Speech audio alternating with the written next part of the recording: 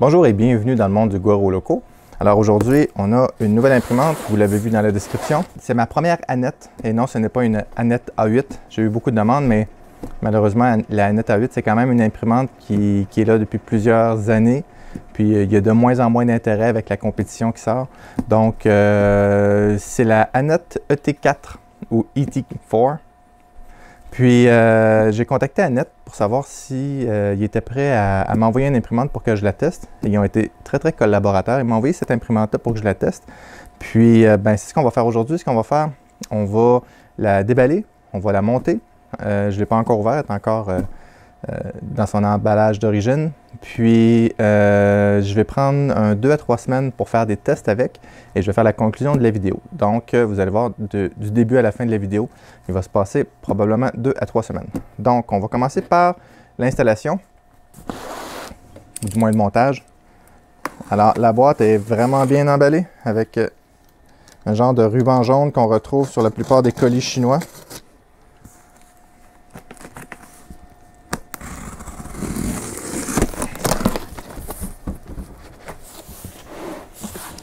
Alors, on a un fond blanc qui la protège quand même bien.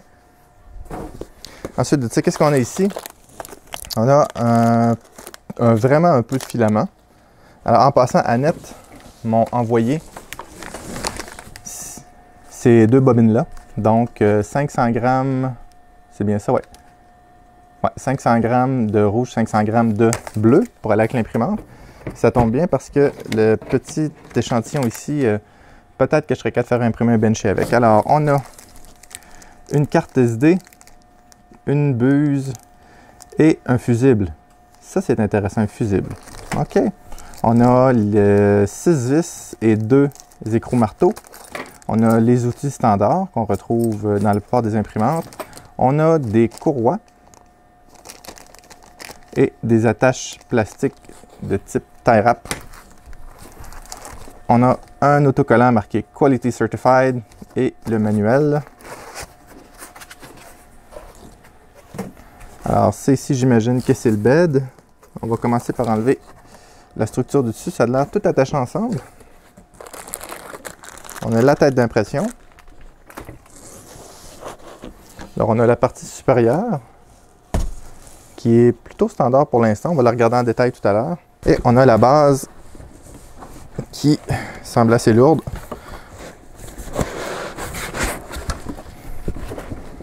Puis on a le cordon d'alimentation et le support de filament. Ah, regardez le support de filament, c'est il est petit, donc on pourra embarquer les bobines de Tollman là-dessus. Excellent choix, Annette. Alors, voilà pour l'emballage. Alors, avant de toute la monter, on va regarder ce qu'il y a là-dedans. C'est plus facile. Oh, ça c'est bien coincé, hein? Alors, elle est bien emballée, définitivement. Ça, c'est le fil pour le bed. Parfait. Alors, tandis qu'elle est facilement manipulable, on va regarder ce qu'il y a. Ah, elle est à moitié fermée, OK? C'est bien. Donc, je ne veux pas endommager le bed. Je vais la mettre à l'envers sur ça ici. J'ai d'autres formes ici aussi. Je vais laisser les formes en dessous. Ça va la protéger tandis que je l'inspecte. Alors, on a 2, 4, 6 vis qui retiennent le dessous.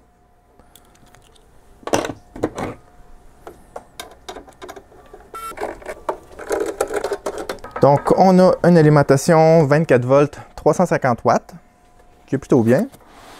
On a la carte mère qui est une ET4PMB, version 1.0, et je vois qu'il y a un fusible dessus. Alors ça, c'est bien, j'imagine, s'il y a une surtension ou si je mets mon alimentation inversée, le fusible, peut-être pas l'alimentation inversée, mais du moins une surtension, ça va protéger. J'ai un processeur dedans, c'est un ARM, un ST32F407. ST32F407, c'est une 32 bits. Super. Ensuite de ça, j'ai un connecteur qui est probablement pas propriétaire, mais qui n'est pas standard. Et j'ai 2 connecteurs pour mon écran LCD. Donc, ce n'est pas un type MKS, mais probablement un autre type LCD 28 ET4 version 1.0. Alors, je ne connais pas ce modèle-là, mais ça va être à regarder éventuellement. Et j'ai une batterie. J'ai un gros condensateur qui doit servir de batterie pour reprise en cas de perte de courant. J'ai aussi un Z2M disponible. Alors, elle est prête à recevoir un deuxième axe des Z. Puis, il n'y a pas un driver. Y a-t-il un driver supplémentaire? J'ai combien de drivers dessus?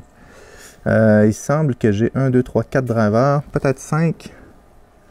Non, alors, il semble que j'ai 4 drivers dessus.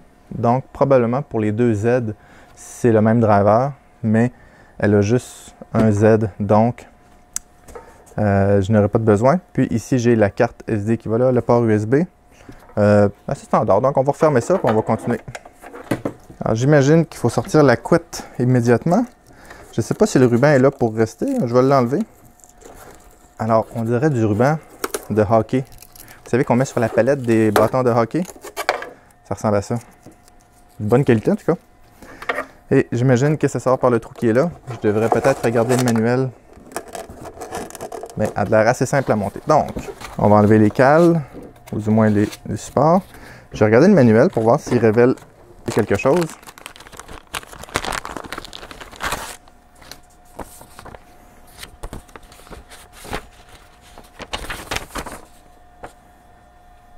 Alors ça, c'est pas pour l'installation, c'est pas pour le montage. Celle-ci, oui. Donc, première étape, c'est de mettre ça ici. Ah, puis regardez, je sais pas si vous allez voir, mais il y a les attaches plastiques qui sont réutilisables. Ah, ça, c'est cool. Ah, ça se pose en tout cas. Et voilà. Alors, c'est des attaches plastiques, comme ceci. OK? Puis, il y a une petite palette que je peux appuyer dessus pour le rouvrir. Excellent. Ça fait moins de gaspillage. Je peux les réutiliser. Bon. Alors, ça va comme ça ici. Puis, j'imagine si ces 4 vis-là. Exactement. Je vais prendre la clé appropriée. Les clés font quand même bien le travail. Ils ont la petite boule au bout qui est intéressant. En la montant, je viens de me percevoir qu'elle est configurée pour du 220 volts. Ce qui ne fonctionne pas ici. Pas du tout. C'est des prises... je ne connais pas ces prises-là. EL202, c'est des prises européennes ou australiennes. Donc, j'espère que l'alimentation a le petit interrupteur pour basculer de 110 à 220. Donc, je vais rouvrir le dessous et je vais regarder s'il y a le petit interrupteur. On espère que oui. Sinon, je vais devoir changer l'alimentation ou mettre un convertisseur que j'ai ici. Mais c'est pas mon choix préféré. Alors, heureusement, il y a le petit switch ici. Il est présentement à 230. Maintenant, il est sur 115. Excellent. Je vais refermer ça. En passant, je viens de voir que le moteur ici est débranché. Je ne sais pas si c'est moi qui l'ai débranché ou il était débranché, mais tant qu'à être là, je vais le brancher. Et voilà. Donc, 110 volts. Maintenant, ici, j'ai un connecteur vraiment facile à brancher. Quand même facile. Bon, maintenant, qu'est-ce que ça dit de faire? J'ai installé les vis. Ça dit d'installer les courroies. Je ne sais pas pourquoi ils ne l'ont pas installé immédiatement après, mais c'est pas très grave. C'est pas la partie la plus compliquée à installer les courroies. Du moins, la courroie. Donc, l'astuce est de faire le tour. Comme ça ici. Je vais monter un peu l'axe. Alors, bonne nouvelle, c'est un coupleur rigide. Parfait. Alors, l'axe est en place. L'axe est en place. L'axe est levé.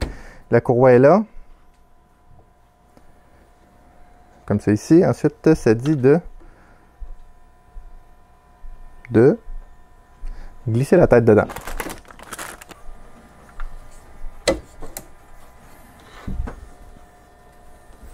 Plutôt facile pour l'instant. Parfait. Ici à l'arrière, on voit qu'il y a des endroits pour placer la courroie. Alors, je dis tout simplement, mais il semble pas avoir de partie que je peux... Ah oui, regardez. Je viens de comprendre. Normalement, le tensionneur est ici. Et là, le tensionneur, c'est direct après le moteur. Alors, je vais changer ma tête. Mon moteur devrait bouger encore un peu.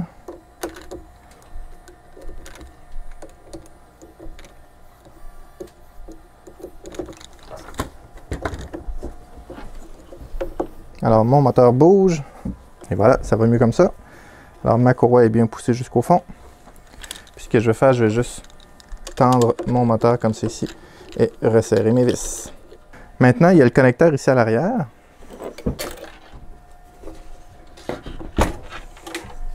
C'est quand même assez bien indiqué. On voit ici, c'est marqué End. Puis, c'est marqué End ici. Donc, il faut juste lire les petites attaches, puis brancher ça aux bonnes places. Alors, avant d'attacher ça, assurez-vous que le fil est bien passé. Par-dessus, on recommence. Et voilà, tout est branché. Maintenant,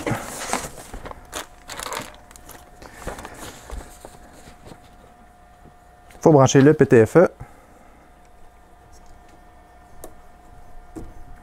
Alors, toute l'extrudeur est en métal. L'extrudeur a de l'air quand même assez standard. C'est pas un extrudeur haut de gamme, mais au moins, il est tout en métal, donc la poignée ne cassera pas, comme j'ai déjà vu par exemple sur les G-Tech. Ou même sur les G-Tech. Les G-Tech, souvent les leviers sont en plastique, donc celui-ci est en métal, bonne chose. Maintenant, ça dit d'ajuster le bed. Le bed est attaché. Ah oui, ici. Alors, j'ai un fil ici. Le fil de mon Z qui est en dessous, avec le fil du bed qui est aussi collé.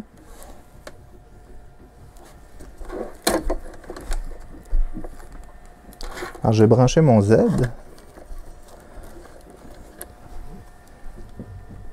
Et là, mon bed ne bouge pas. Ah, j'ai trouvé ce qui retient le bed de bouger. Est-ce que ça dit de l'enlever?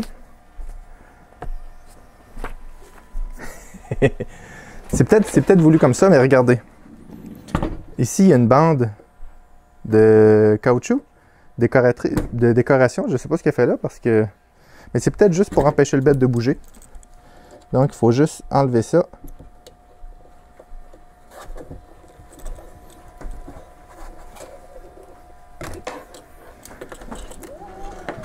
Et voilà. Puis, j'imagine qu'il y a un petit bout à l'arrière aussi.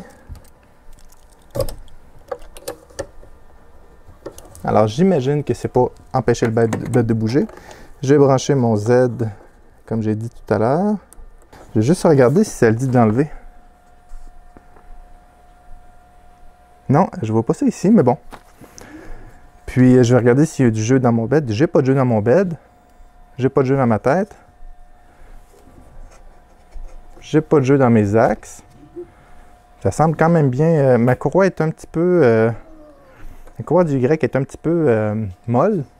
Donc, ici, j'ai 4 vis. Je vais tasser ça, là. Ici, j'ai 4 vis pour mon moteur.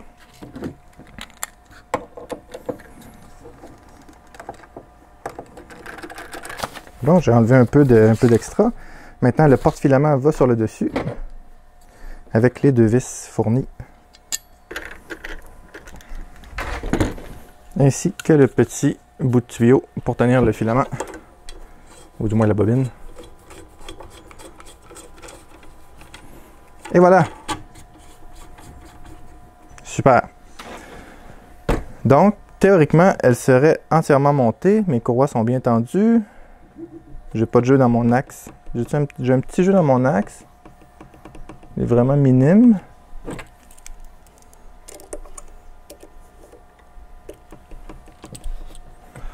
OK! Donc, l'installation serait terminée. Qu'est-ce que le manuel dit? Qu'on est prêt. Il faut maintenant la brancher dans le mur. Donc, je vais aller chercher mon fil d'alimentation. Avant de la mettre sous tension, je vais enlever le plastique qui protège le bed. Alors, c'est un bed en verre. J'aime beaucoup le verre. Puis, ça vient aussi avec un build tack que je n'installerai pas. Je vais imprimer directement sur le verre pour faire le test. Je vais le nettoyer à l'alcool isopropylique. Puis, et voilà. Donc, ce que vous pourriez faire, c'est d'un côté avoir le Bil-Tac et de l'autre côté utiliser le verre. Maintenant, c'est des petits clips qui se glissent. Je vais laisser les clips là. Ça a l'air bien positionné. Je vais nettoyer le verre à l'alcool isopropylique. Et voilà. Donc, on serait prêt à mettre l'alimentation. J'ai positionné la caméra pour qu'on puisse voir l'écran. Donc, on va faire un moment satisfaisant. Et voilà. Donc, on allume l'imprimante. À date, tout se passe bien. Alors, print, prepare, setting. Puis on a différentes langues. On a français, anglais. Ah, français. On va l'essayer en français. Alors, une imprimante en français, c'est rare, ça. Imprimer, préparer, réglage. Si je vais dans réglage, il est supposé d'avoir le nivellement automatique dessus. Manuel, information, mise à niveau. OK. Ah, ok, non, c'est pour mettre à niveau le code. Alors, nivellement, automatique. OK. Alors, je vais garder le doigt sur le bouton d'un coup qu'il y arriverait un problème. Alors, elle descend lentement.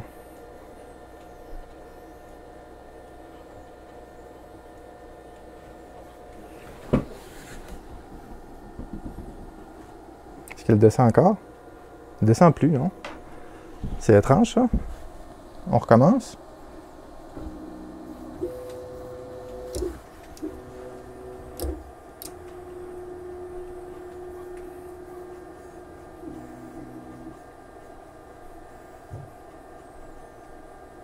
Alors, j'ai l'impression qu'avant, il faut faire un home. Non. Alors, je vois que le détecteur est tout le temps allumé.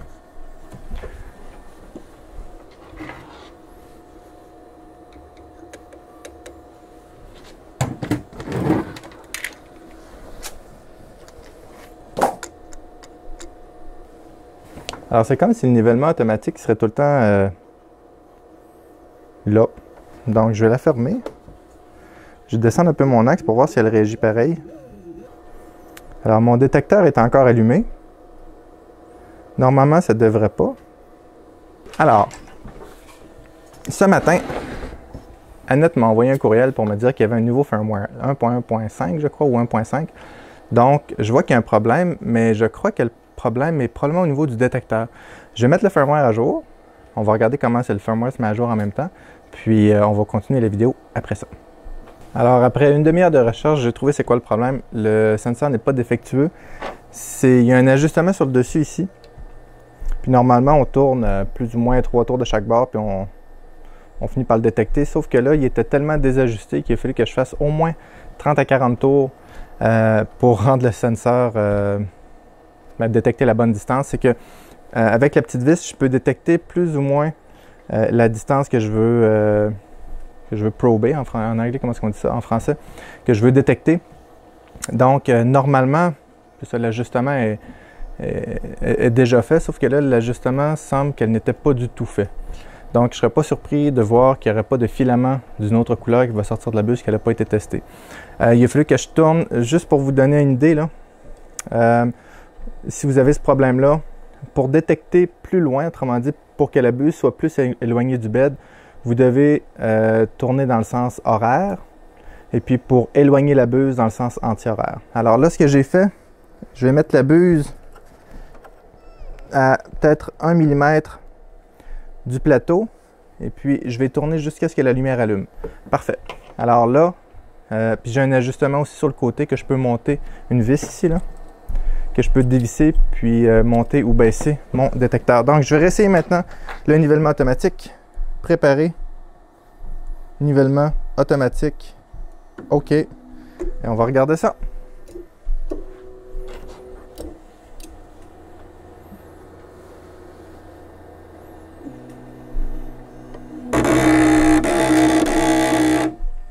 Oh! Alors, il y a quelque chose qui ne marche pas.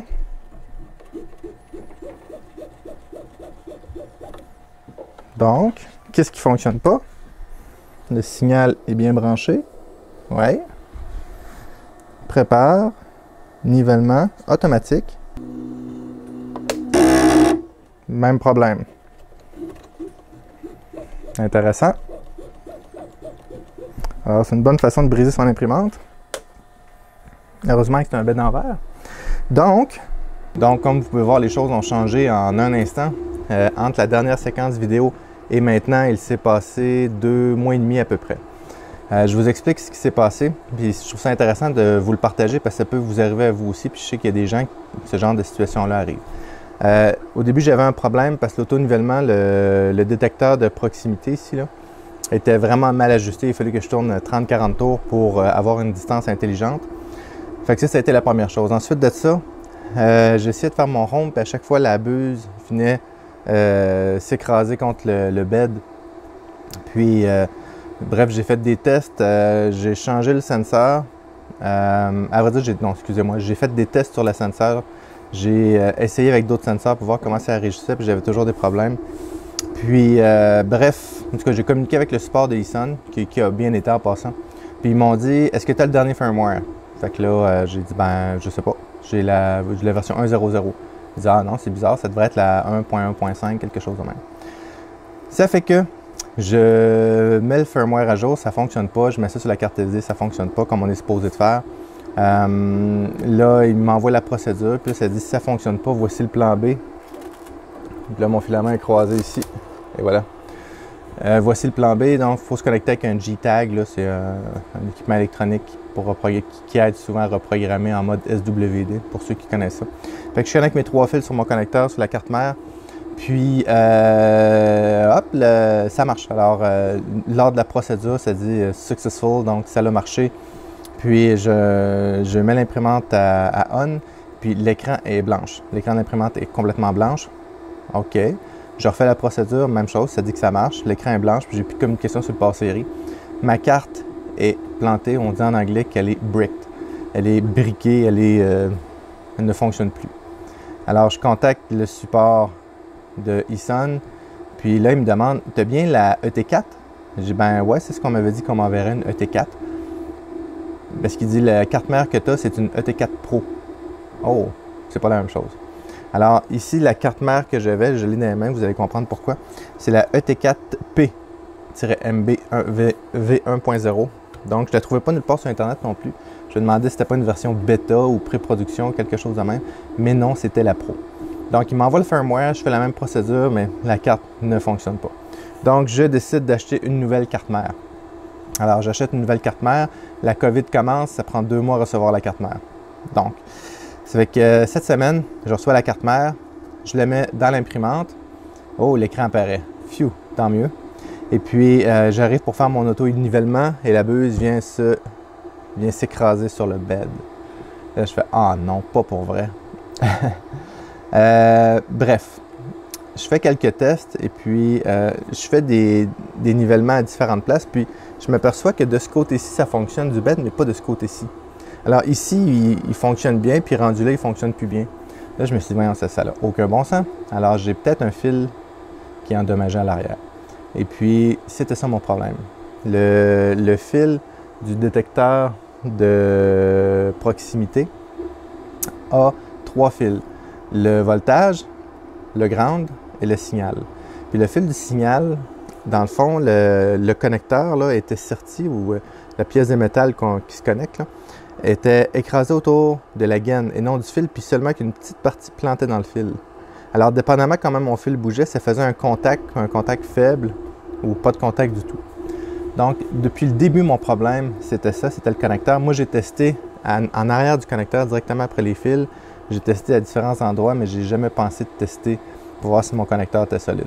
Donc, dès le début, ben oui, il y avait l'ajustement de mon détecteur de proximité qui était pas bon, mais l'autre problème était mon connecteur, puis j'ai brisé ma carte mère à cause de ça. Donc, je ne peux pas dire que c'est la faute de Eason, c'est de ma faute. Mais là, elle fonctionne bien, elle est de retour. Puis, je vais vous parler de ça. On va regarder dans 2 minutes là, comment faire l'auto-nivellement, c'est ce que j'essayais de faire. Mais je vais vous donner mon mon opinion sur cette imprimante-là, puis ensuite on va regarder ça. J'ai imprimé quand même pas mal de choses. J'ai imprimé les petits modèles qu'il y avait ici là, sur la carte SD, puis les modèles sortent très très bien avec les deux filaments qu'ils m'avaient envoyés. Ces deux filaments-là ne sont pas inclus en passant dans le package. C'est juste une petite rondelle de PLA blanc. Mais ils m'ont envoyé ça pour que je puisse le tester aussi. Je ne parlerai pas du filament parce qu'il n'y a même pas de nom. Y a-t-il un nom? Matériaux PLA, c'est tout. Donc il n'y a pas de nom. Un filament générique. Mais l'impression est très propre. L'impression est belle. J'ai un petit peu de ghosting. Pas beaucoup, mais j'en ai quand même un peu. Le chien sort particulièrement bien. Et puis le genre de cochon avec une face, un bonhomme sourire dans le nez. Je sais pas qui a designé ça, mais c'est un peu... j'ai jamais vu un cochon avec une bouche dans le nez. Mais bon, c'est une genre de tirelire pour des pièces, des petites pièces, qu'on ne peut pas sortir après puis qu'on ne peut pas briser parce qu'il est résistant. Mais bref, c'est pas une pièce fonctionnelle, on va dire que c'est un bibelot. Il sort quand même bien. J'ai eu un petit peu d'effilochage, de stringing entre les oreilles. Mais je me doute un peu c'est quoi là, la rétraction semblait minimum là-dessus. Ensuite, j'ai imprimé ces petits puzzles-là. Peut-être que vous les avez vus. Alors, c'est des petits puzzles comme ça qui se trouvent. J'en ai imprimé un rouge et un bleu. Ils ont vraiment bien sorti. Je les ai imprimés à 60 mm par seconde. Puis j'ai essayé un nouveau slicer. Vous savez que vous allez comprendre pourquoi. J'étais un mordu de Simplify 3D.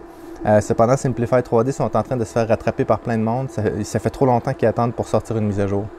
Alors, peut-être qu'ils vont en sortir une bientôt, mais présentement, ça fait longtemps qu'ils sont dus pour une mise à jour. Puis, il y a d'autres features dans Cura et dans d'autres slicers qui sont quand même très bons. Fait que j'étais en train de regarder pour un autre slicer, puis il y a Sébastien qui m'a dit « Dominique, moi j'utilise Idea Maker et tu vas aimer. » Et je l'ai essayé et je l'ai aimé. Alors, ça a été slicé avec Idea Maker. Il y a vraiment plus d'options que Simplify 3D et il coûte rien. Il est gratuit. Il est fait pour les imprimantes Raise 3D, mais on peut ajouter son imprimante. À date, je suis vraiment satisfait. J'ai eu un commentaire comme de quoi c'était plus difficile lorsque je veux avoir un changement de buse. Là, avec comme la vidéo que j'ai faite sur l'Ender avec un Y, et puis là, je fais une rétraction, mais pour une imprimante à une buse, ça semble quand même bien fonctionner. Mais je peux mettre des scripts aussi de changement d'outils, tout ça. Il faudrait voir qu'est-ce qui est possible de faire, mais à date, je suis très satisfait.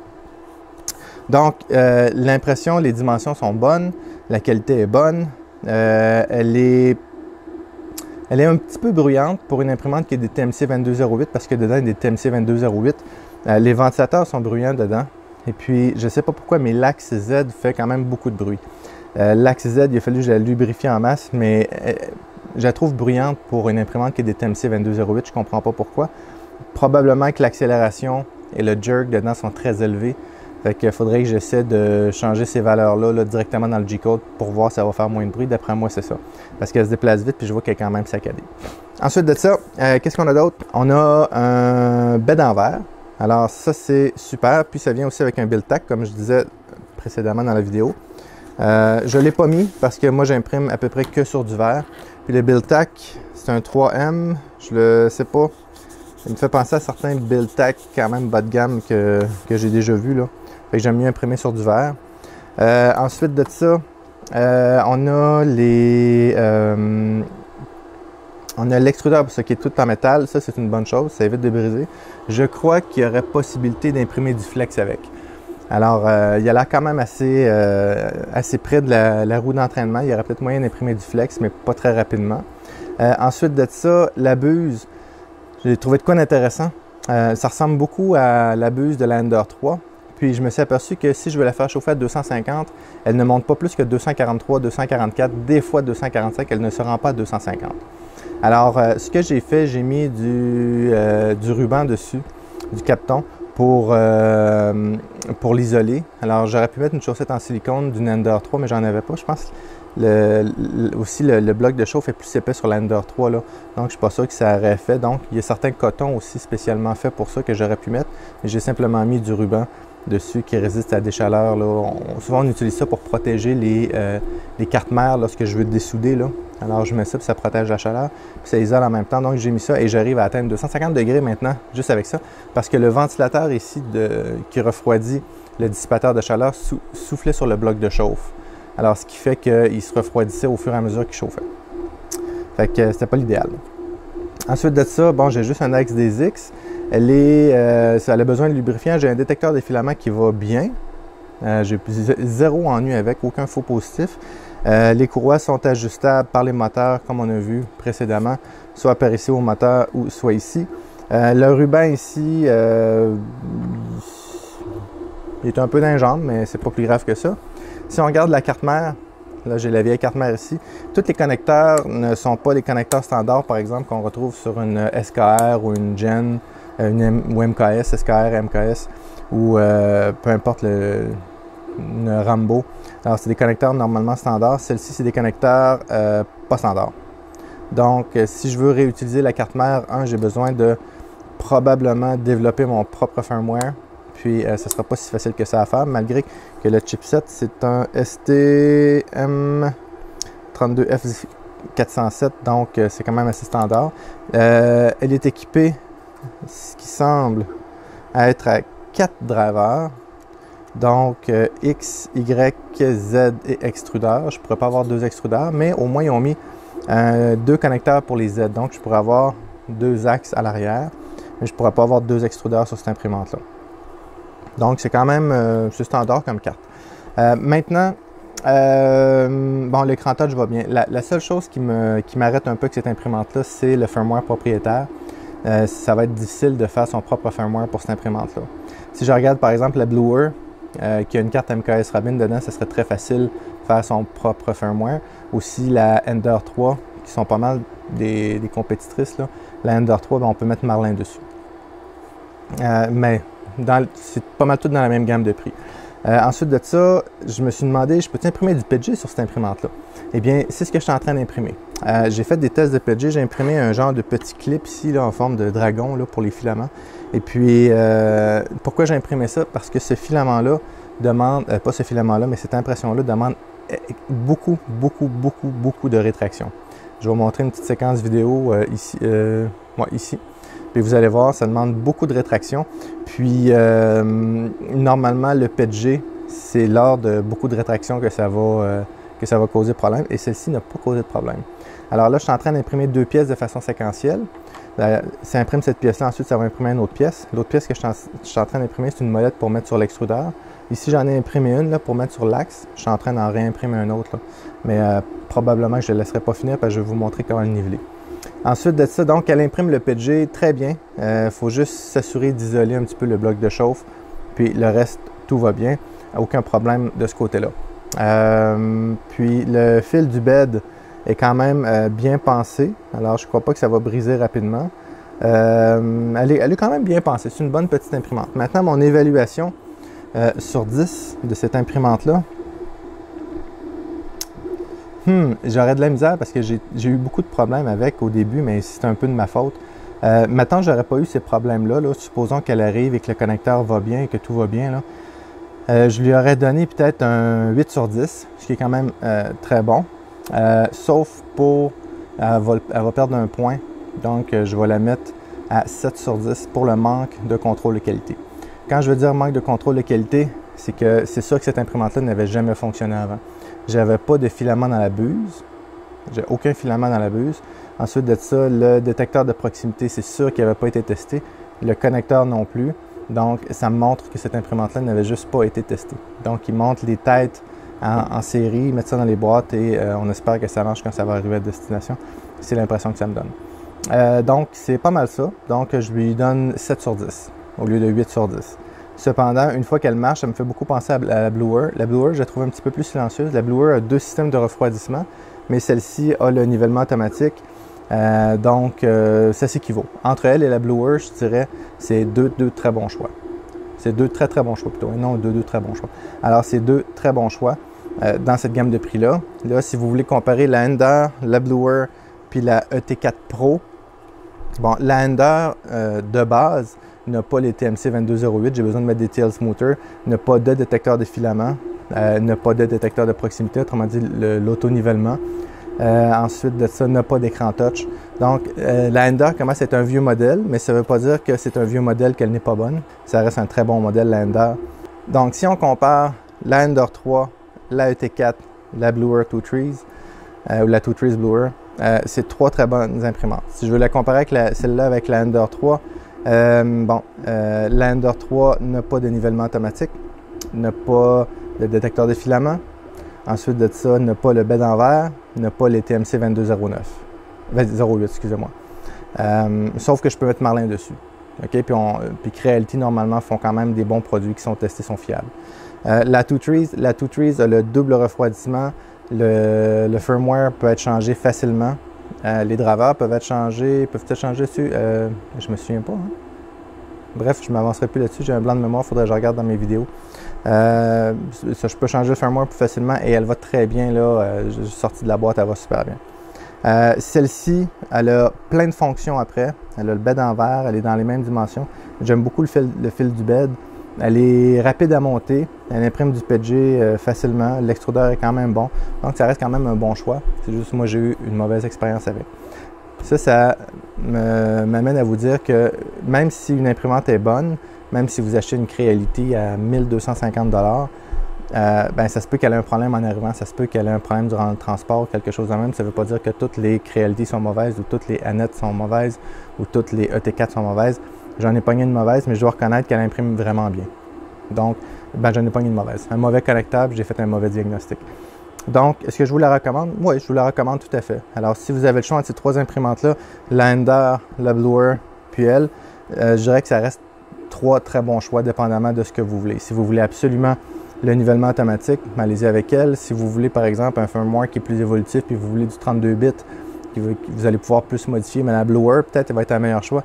Si vous voulez un classique, vous voulez juste une imprimante qui imprime une bête d'impression sans fonction particulière, allez-y avec la Ender.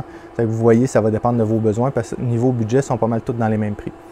Moi, je l'aime bien parce qu'elle a un bed en verre, contrairement à la Ender et la Bluer. Je regarde par là parce qu'il est juste là.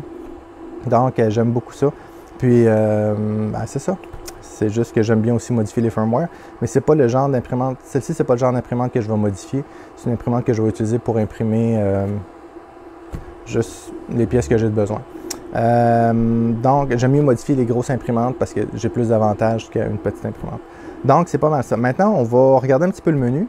Alors, je vais arrêter l'impression. Je vais vous montrer comment est-ce qu'on fait le nivellement automatique dessus. C'est en trois étapes simples. Je vous l'ai dit, premièrement, on fait un nivellement manuel juste pour s'assurer que le bed est droit, d'accord? Ensuite de ça, je fais mon nivellement automatique et ensuite de ça, j'ajuste mon Z-offset. Alors, je vais placer la petite caméra puis la grande caméra pour qu'on puisse voir l'imprimante. Puis, je vous montre ça. OK, alors la première des choses, je viens dans Setting puis je fais un Home.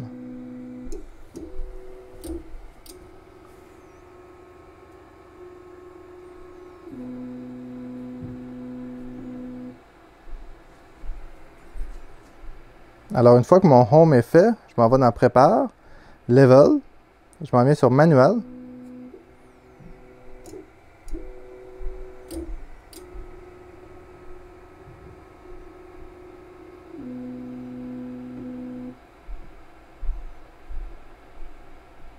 Ensuite, je viens appuyer sur mon point 1. Puis là, il va se placer sur le coin. Et puis là, je nivelle mon bed manuellement, juste pour m'assurer que le bed est droit. Et je fais les 4 points comme ça, tout simplement. Alors moi, je l'ai déjà fait ici, je sais que mon bed est droit, est relativement droit. Donc, ça, c'est juste pour s'assurer que mon bed est quand même droit. D'accord? 1, 2, 3, 4. Puis, avec les molettes, autrement dit, j'ajuste tous mes autres points à partir de mon premier point. C'est-à-dire, quand je fais mon 1, là, OK? Alors, avec la molette, je m'assure que je suis à la bonne distance. OK? Puis, ce que je peux faire, je peux baisser puis monter mon bed par ici, là, avec plus ou moins, là. Alors, je fais 2, 3, 4. Puis, 2, 3, 4, je ne joue pas avec ces flèches-là. Je fais juste tourner les molettes pour s'assurer que mon bed est droit, qui est exactement à la même hauteur partout. Une fois que mon bed est pas mal droit, je m'en viens dans Auto. Puis je clique une deuxième fois sur Auto. Puis il me demande, veux-tu faire le nivellement automatique? Je réponds oui. Et puis on va le laisser aller. Il prend environ 3 minutes. Il va valider là, à peu près une 16 points sur le bed. Puis une fois que c'est fait, je vais ajuster mon Z-Offset. Parfait, alors mon nivellement automatique est complété. Maintenant, je vais faire mon Z-Offset. Le Z-Offset, c'est cette zone-ci. Alors je vais appuyer sur OK.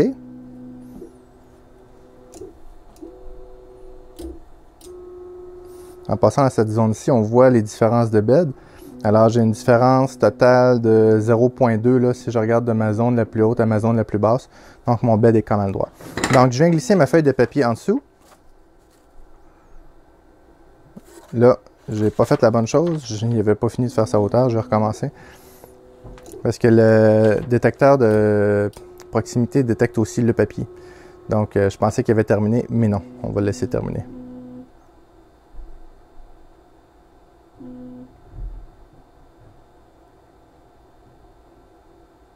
Alors là, il est terminé. Je glisse ma feuille en dessous. Puis je viens ajuster en appuyant sur plus-moins. Là, il l'était déjà, là. Mais comme là, je sens une légère friction, ma feuille glisse en dessous. Vous voyez, si je le baisse encore un peu. Moins 60. OK. Ma feuille a de la misère à glisser dessous. Donc, malgré qu'elle glisse quand même. Alors, j'aime mieux que ça glisse un petit peu plus serré. Alors, je vais le laisser à moins 60. Moins 0.60. Ça me semble bon comme ça. Alors, je fais ensuite de ça. OK. Et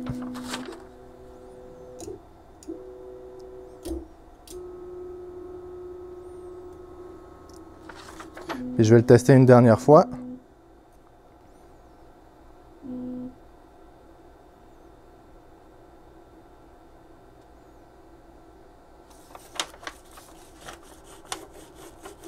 Même résultat, donc mon nivellement est fait. Et puis tout ce qu'il me reste à faire après, c'est d'imprimer quelque chose. Là, ici, j'ai de quoi pour le PETG. Alors, hop, c'est off, voyez là avec les flèches. Puis là, elle va chauffer et l'impression va partir. Et c'est comme ça que je fais le nivellement sur la ET4 Pro. Alors, la ET4, je crois qu'il n'y a pas... J'ai pas pu la tester, la ET4, donc je ne peux pas vraiment faire un comparatif, mais je crois qu'il n'y a pas de nivellement automatique. Puis elle est un petit peu plus bruyante que ça. Pour des TMC 2208, elle est quand même un peu bruyante, mais comme je vous ai dit, c'est probablement à cause du jerk et l'accélération. Donc, ça, c'est mon évaluation pour la ET4 Pro. Pour votre information, ça fait au moins 3 fois que je refais cette vidéo-là. Chaque fois, je ne suis pas satisfait ou je manque des étapes ou des choses à même. Mais là, enfin, je suis satisfait, donc c'est celle-là que je vais mettre en ligne. Merci beaucoup aux supporters de la chaîne, qui sont ceux-ci. Merci beaucoup aux supporters de la chaîne et un merci spécial à Jean-Claude Mignot.